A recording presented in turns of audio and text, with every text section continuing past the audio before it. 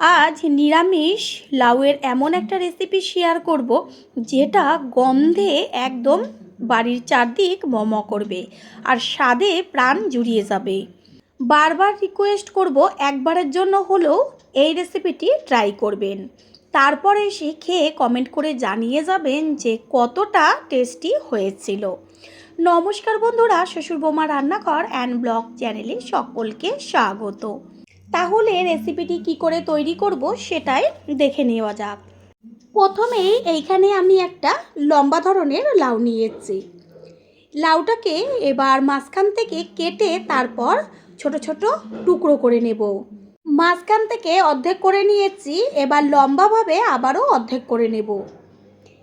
তারপর ছোট ছোট টুকরো করে পেছনের খোসাটাকে ছাড়িয়ে নেব। এই যে কেটে রেখেছি, এবার পেছনের খোসাটাকে ছাড়িয়ে তারপর একদম ঝিরিঝিরি করে কেটে নিয়ে ফিরে আসছি। সম্পূর্ণ লাউ কেটে নেওয়া হয়ে গেছে। আর একটা কথা, লাউ সব সময়ের জন্য কেটে নেওয়ার আগে যখন বড় বড় টুকরো থাকে সেই সময় ভালো করে খোসাটাকে ছাড়িয়ে জল দিয়ে ধুয়ে নিতে হয়, তারপরে কাটতে হয়। তাহলে কি হয়, রান্নার সময় বেশি জল বের হয় না। এটা অবশ্যই খেয়াল রাখবেন যারা প্রথমবার লাউ রান্না করবেন। এইখানে নিয়েছি গোবিন্দভোগ চাল। চালটাকে ভালো করে জল দিয়ে ধুয়ে তারপরে মিক্সিং জারে পেস্ট করে নেব। তারপর গ্যাসের ওভেনে কড়াইটা বসিয়ে দিয়ে দিয়েছি সাদা তেল। এখানে আপনারা চাইলে সর্ষের তেলও ব্যবহার করতে পারেন। এবার কয়েকটা বড়ি আমি ভেজে নেব। গ্যাসের ফ্লেম একদম লো টু মিডিয়াম করে বড়িগুলোকে লাল লাল করে ভাজতে হবে। খুন্তি দিয়ে সমানে বড়িগুলোকে এপিট ওপিট করে দিতে হবে, তাহলে বড়িগুলোর দুই পিঠে বা চারদিকটা খুব সুন্দরভাবে ভাজা হবে। ভেতরটাও কাঁচা থাকবে না, একটু সময় নিয়ে ভাজলে পরে। বড়ি ভেজে নেওয়া হয়ে গেছে, তেল ছেঁকে তুলে নেব। প্রথমে তো বড়ি ভাজার সময় তেল দিয়েছিলাম, তেলের পরিমাণটা একদম অল্প, তার জন্য আর সামান্য একটু সর্ষের তেল ব্যবহার করব। তেলটা ভালো করে গরম করে নিতে হবে। তেল গরম হয়ে গেছে, এবার এর মধ্যে ফোড়ন দেব ছোটো চামচের 1 চা চামচ সাদা জিরে, আর দেব তেজপাতা আর শুকনো লঙ্কা। ফোড়নটাকে তেলের মধ্যে ভালোভাবে ভেজে নেব। গ্যাসের ফ্লেম লোতে থাকবে। যখন সুন্দর একটা ভাজা গন্ধ বেরোবে তখন দিয়ে দেব থেতো করে নেওয়া আদা। আদাটা একটু বেশি ব্যবহার করতে হবে। আদাটাকে তেলের মধ্যে একদম হালকা বেশ লাল লাল হবে সেইভাবে ভাজতে হবে। আদা ভাজা হয়ে গেছে, এই পর্যায়েই দিয়ে দেব যে কেটে রেখেছিলাম লাউ, সেই লাউ। সম্পূর্ণ লাউটা দিয়ে গ্যাসের ফ্লেম হাই করে দিতে হবে। তেলের মধ্যে লাউটা নেড়ে চেড়ে নেব। আর লাউ দেওয়ার সাথে সাথে গ্যাসের ফ্লেম অবশ্যই হাই করে দেবেন, কারণ লাউয়ের থেকে প্রচুর জল বেরায়। লাউ দুই ধরনের হয়, একটা গোল আর একটা লম্বা। লম্বা লাউয়ের থেকে গোল যে লাউগুলো হয় তাতে জলের পরিমাণটা একটু বেশি বের হয়, আর এই লম্বা লাউতে জলের পরিমাণটা কম বেরোয়। গ্যাসের ফ্লেম হাই করে তারপরে ভালো করে তো তেলের মধ্যে লাউটা মিশিয়ে নেওয়া হলো। এইভাবে লাউটাকে কিছুক্ষণ হতে দিতে হবে। এবার এর মধ্যে দিয়ে দেব ঝালের জন্য চিড়ে নেওয়া কাঁচা লঙ্কা। ঝালটা যে যেমন খাবেন সেইভাবেই ব্যবহার করবেন। আর দিয়ে দেব হলুদ গুঁড়ো। হলুদ আর লঙ্কাটাকে লাউয়ের সাথে মিশিয়ে নেব। এখন কোনো রকমভাবে লবণ ব্যবহার করব না, কারণ লাউয়ের থেকে এমনিই জল বেরোবে, আর এই সময় যদি লবণ ব্যবহার করি তাহলে আরও জল বেরোবে। লাউটা একদম টকটক হয়ে যাবে। বেশি জল বেরোলেই বেশিক্ষণ রান্না করতে হবে, আর লাউ আসল যে টেস্টটা সেটা পাওয়া যাবে না। কড়াইতে কতখানি দেওয়া হয়েছিল, 1 কড়াই দেওয়ার সময়, এখন মজে কতটুকু হয়ে যাচ্ছে। এইটা হতে থাক। আর অন্যদিকে আমি যে গোবিন্দভোগ চালটা জল দিয়ে মিক্সিং জারে পেস্ট করে নিয়েছিলাম, সেই পেস্ট 4-5 মিনিট বাদে কড়াইয়ের ওপরে ঢাকনাটা সরিয়ে দিয়ে তারপর খুন্তি দিয়ে একটু মিশিয়ে নেব। পুরনো বন্ধুদের সবসময় আমাদের পাশে এইভাবে ভালোবেসে থাকার জন্য অনেক অনেক ভালোবাসা।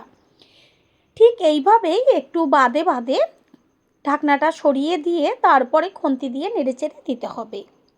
আবারও ঢাকনাটা চাপা দিয়ে দেব। লাউয়ের থেকে যতটুকু জল বেরোবে এতেই লাউটা খুব সুন্দরভাবে সিদ্ধ হয়ে যাবে। কড়াইয়ের ঢাকনাটা সরিয়ে দিয়েছি আর লাউয়ে থাকা জলটা টেনে গেছে। এই পর্যায়ে দিয়ে দেব স্বাদ অনুযায়ী লবণ। লবণটা এখন দিলে কি হবে, লাউয়ের থেকে আর জল বেরোবে না। লবণ দেওয়ার পরে দিয়ে দেব ওই যে বড়িগুলো ভেজে রেখেছিলাম, সেটাকে অল্প ভেঙে চুরে নিয়ে এসেছি। লবণ আর বড়ি লাউয়ের সাথে মিশিয়ে নেব।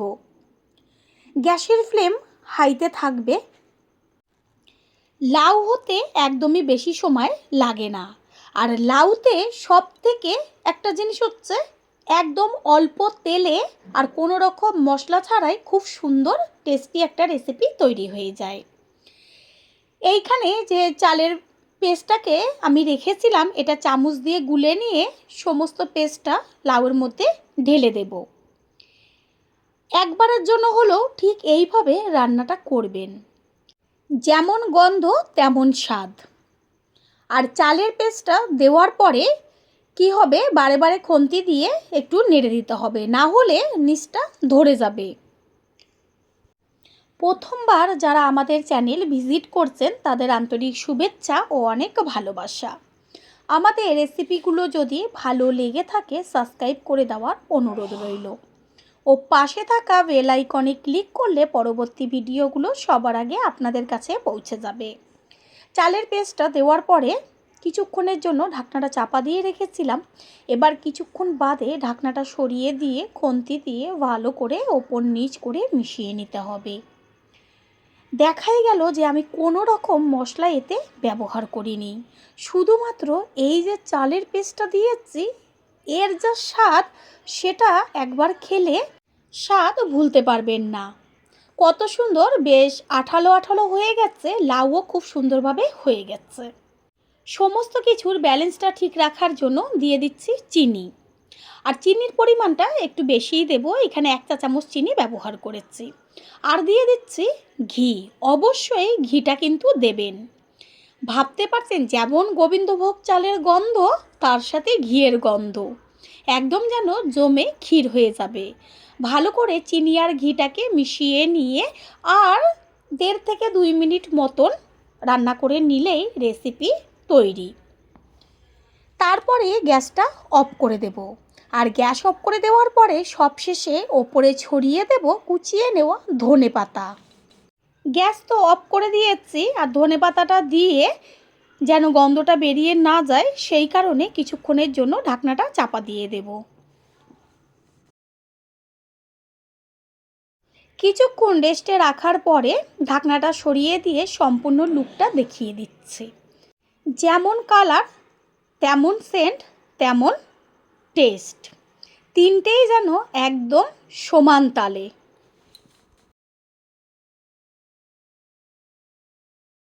এবার একটা প্লেটে তুলে নেব। তৈরি হয়ে গেল আজকের রেসিপি। আশা করি রেসিপিটি ভালো লাগলো। আর যদি ভালো লেগে থাকে একটা লাইক, কমেন্ট, পারলে একটা শেয়ার করে অবশ্যই জানাবেন। আপনাদের দেওয়া একটা লাইক ও লাইকের পাশে থাকা হাইপ আর একটা শেয়ার আমাদের কাছে অনেক অনেক গুরুত্বপূর্ণ। All friend, thanks for watching my video. আপনারা সকলে ভালো থাকবেন, সুস্থ থাকবেন। আবারও দেখা হবে অন্য কোনো রেসিপির এপিসোডে।